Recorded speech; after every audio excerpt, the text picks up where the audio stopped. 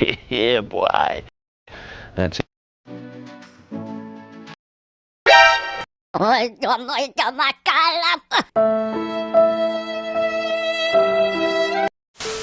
வீடியோக்குள்ள வந்த அனைவருக்கும் வணக்கம். இனி நம்ம என்ன பார்க்க போறோம்னா, நீங்க காய்கறி வாங்க போகும்போது நல்லா இல்லாத காய்கறி கொடுத்து உங்களை ஏமாத்திருக்காங்களா? ஆமாங்க. இல்ல நீங்களே வாலண்டியரா போய் நல்லா இல்லாத காய்கறி எடுத்திருக்கீங்களா? இனிமே அந்த கவலை உங்களுக்கு வேணாம். பர்ஃபெக்ட்டா எப்படி காய்கறிகள் சூஸ் பண்றது அப்படின்னு நான் உங்களுக்கு சொல்லி தரேன். சோ வாங்க வீடியோக்குள்ள போலாம். உருளைக்கிழங்கு செல்லக்குட்டி எங்க போச்சு? வீடியோக்குள்ள போறதுக்கு முன்னாடி இந்த மாதிரி எக்ஸ்ட்ரா கரிக்குலர் கண்டென்ட்டுக்கு நம்ம சேனலை சப்ஸ்கிரைப் பண்ணிக்கோங்க. ஃபர்ஸ்ட் நம்ம பார்க்க போறது தக்காளி. இந்த தக்காளியை பார்த்தீங்கன்னா வாங்கும் போதே பழமா வாங்காம கொஞ்சம் காயா வாங்கணும். அப்பதான் 2 இல்ல 3 நாள் அழுவாம இருக்கும். இன்னைக்கே வாங்கி இன்னைக்கே செய்யற மாதிரி இருந்தா மட்டும் பழமா வாங்கிக்கோங்க. ஓவர் ஷைனிங்கா இருக்கிற தக்காளி எடுக்காதீங்க. அதெல்லாம் பாத்தீங்கன்னா கெமிக்கல் யூஸ் பண்ணதா இருக்கும். அதே மாதிரி நீங்க எடுக்கிற தக்காளி கொஞ்சம் ஹெவியா இருக்கிற மாதிரியே பாத்துக்கோங்க. அடுத்து வெங்காயம். நீங்க எடுக்கிற வெங்காயத்தோட அடிப்பகுதி ஸ்ட்ராங்கா இருக்கா இல்லையான்னு அழுத்தி பாருங்க.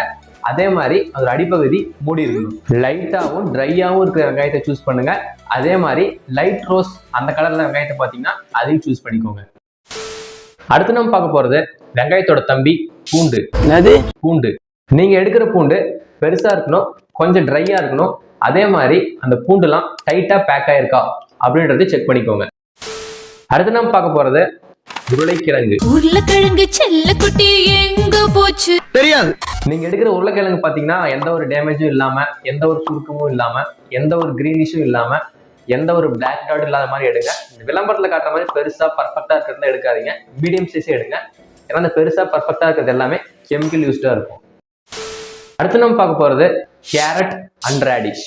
மேல கருப்பா இருக்கிறது, ரொம்ப கலர்ஃபுல்லா இருக்கிறது, ரொம்ப பெருசா இருக்கிறது, அந்த மாதிரி கேரட்ல எடுக்காதீங்க.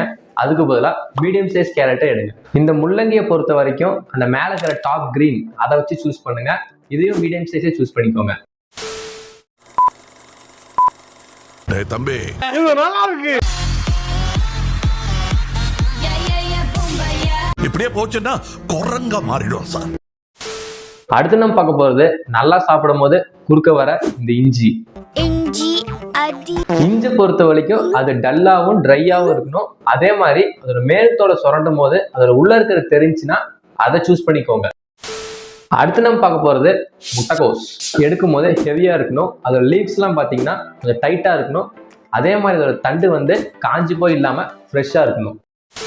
அடுத்து காலிஃப்ளவர். இதுக்கு தமிழ்ல என்ன தெரியல. அதோட ஃப்ளவர் பார்த்தீங்கன்னா எந்த ஒரு கேப்பும் இல்லாமல் இருக்கணும். அதே மாதிரி அந்த ஃப்ளவரை சுற்றி இருக்கிற க்ரீன் லீஃப் நல்லா க்ரீனாக இருக்கணும். அதே மாதிரி அந்த ஃப்ளவர் வந்து ஒரே கலரில் இருக்கிற மாதிரி இருக்கிறத சூஸ் பண்ணிக்கோங்க. அடுத்து எல்லாருக்கும் பிடிச்ச பாவக்காய். Dark green medium is better. நீங்க எடுக்கிற பாவக்காயில எந்த ஒரு எல்லோவும் இல்லாத மாதிரி பார்த்துக்கோங்க. பீட்ரூட் ஹார்டா இருக்கணும். அதே மாதிரி தோலை உரிச்சா ஆனால் கலர்ஃபுல்லா இருக்கணும். முருங்கைக்காய் குச்சி மாதிரி இருக்கணும். மேலே ஒரு ட்ரையாங்கிள் ஷேப்ல இருக்கணும். அவரைக்காய் பார்த்தீங்கன்னா எலாஸ்டிக்கா இருக்கணும். கத்திரிக்காய் வந்து எந்த ஒரு பூச்சும் அரிக்காம இருக்கணும். லைட்டா இருக்கணும். அதோட மேலே இருக்கிற குடுமையை வச்சு சூஸ் பண்ணுங்க. அடுத்து சொரக்காய். அடுத்துனா விரல் உள்ள போற மாதிரி தின்னா இருக்கணும். அடுத்து வாழைக்காய் வந்து தண்டு வெள்ளையா இருக்கணும்.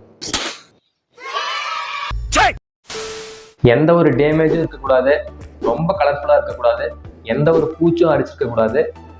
மீடியம் சைஸா இருக்கணும், ஹெவியா இருக்கணும், ட்ரையா இருக்கணும். அவ்வளவுதான். வீடியோ பிடிச்சிருக்கு நம்புறேன். வீடியோ பிடிச்சா லைக் பண்ணுங்க, ஷேர் பண்ணுங்க, மறக்காம சப்ஸ்கிரைப் பண்ணுங்க. உங்க தாட்ஸ் கீழே கமெண்ட் சொல்லுங்க. ஓகே, பாய். போடா சொட்ட.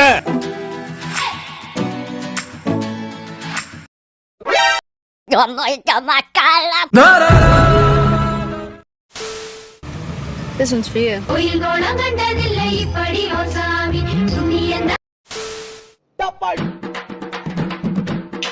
வந்து